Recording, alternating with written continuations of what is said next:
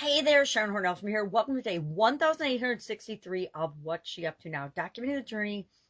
Originally started popping online and doing like an online journal when about a year into my exploration of the internet, my hopping online and doing things, worked on things, tried things, learned a lot in the first year. And then I'm like, all right, well, I can learn and learn and learn until I die, or I can start implementing and doing and trying and testing things and seeing what works, what doesn't work for me, because what works for other people doesn't mean it's necessarily going to work for me. I've learned over the decades that some things I have to figure out on my own. I have to figure out how to apply them and actually take action and put them out into the world on my own.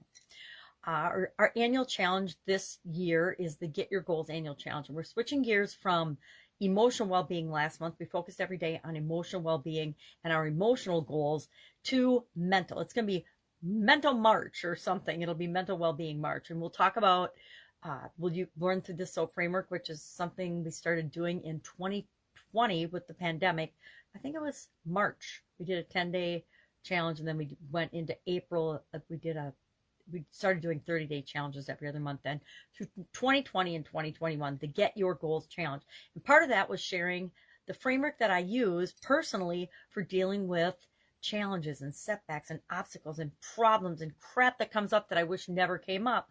And I didn't call it the SOAP framework prior to 2020. It was just the process that I personally used to make sure that I got the best possible result for me at the time that I was experiencing the situation. And of course, whenever we look back on things that have happened to us in the past, we're like, hopefully learning and saying, well, what might my result have been if I had done this or said that or thought this instead of what I actually did? So we're learning lessons from each of the experiences we have as we continually improve and grow throughout our lives. So I began calling it the SOAP framework, and we go through this SOAP framework we did that throughout the entire Get Up and Go challenge. And then in 2022, just last year, I did my own annual challenge. I've been doing annual challenges. So I think this is my sixth.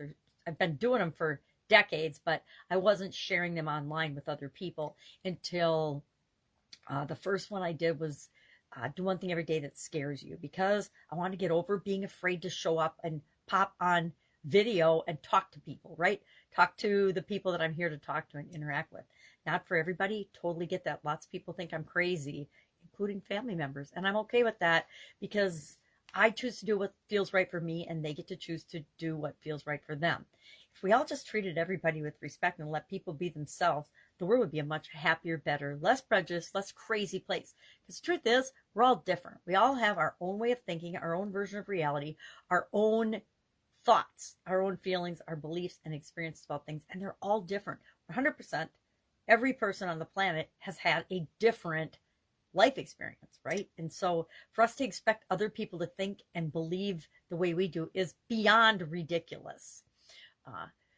So today our topic, as we're switching to mental well-being, is both our topic and our idiom for Supersize Your Business today. Thoughts become things. Personally love this topic. I didn't necessarily used to be. Before my sudden cardiac arrest, I studied a little bit about the law of attraction and Think and Grow Rich and positive thinking and different impact of different things on our lives. But I didn't get into it as much as I did following my sudden cardiac arrest, primarily because during my recovery period and subsequent eye surgery, I had time to explore and look into and do things that I was curious about and had always wanted to be learning more about. And part of that journey for me personally was trying to figure out what the heck happened to me.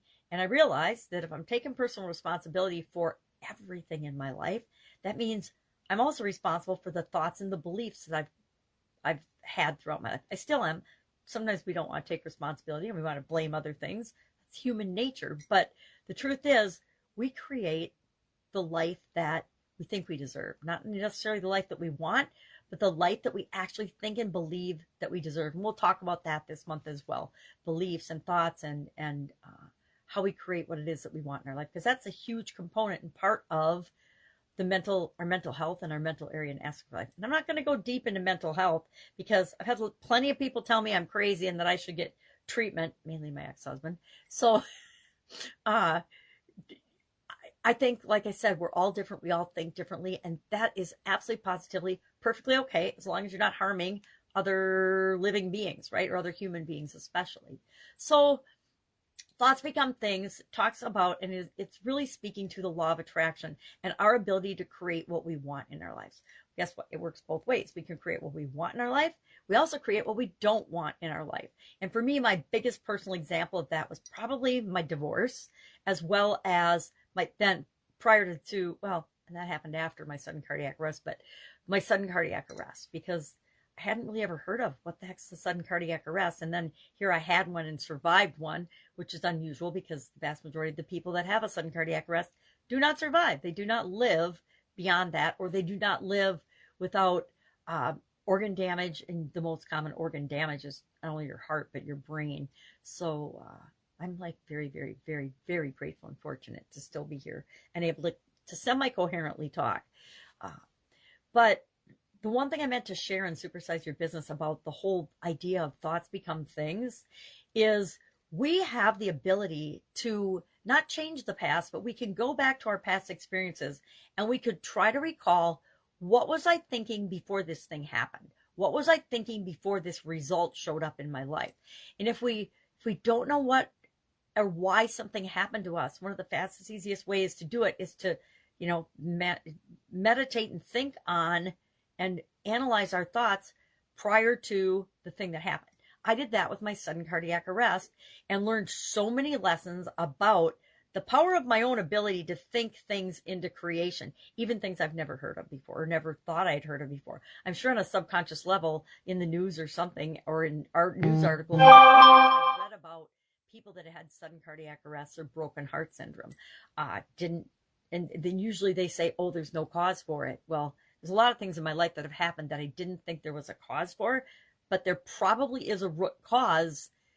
I just wasn't consciously aware of it. So we can take anything that happens, good or bad, any result that we get in our life, and we can dissect it, I guess, and we can study it and learn from it based on, what was I thinking? What was I believing? Because our beliefs are thoughts. We think a lot, right? What was I believing before this happened and I got this result? And if we get a result we want to do that so we can create more of that in our life. If we get a result we don't want, I think it's even more important that we figure out what thoughts led up to that so that we make sure we don't make those our go-to thoughts. My biggest example from my sudden cardiac arrest is when I woke up in the hospital, the first words out of my mouth were WTF. I like to think everybody knows what WTF means now, but if you don't, you can Google it.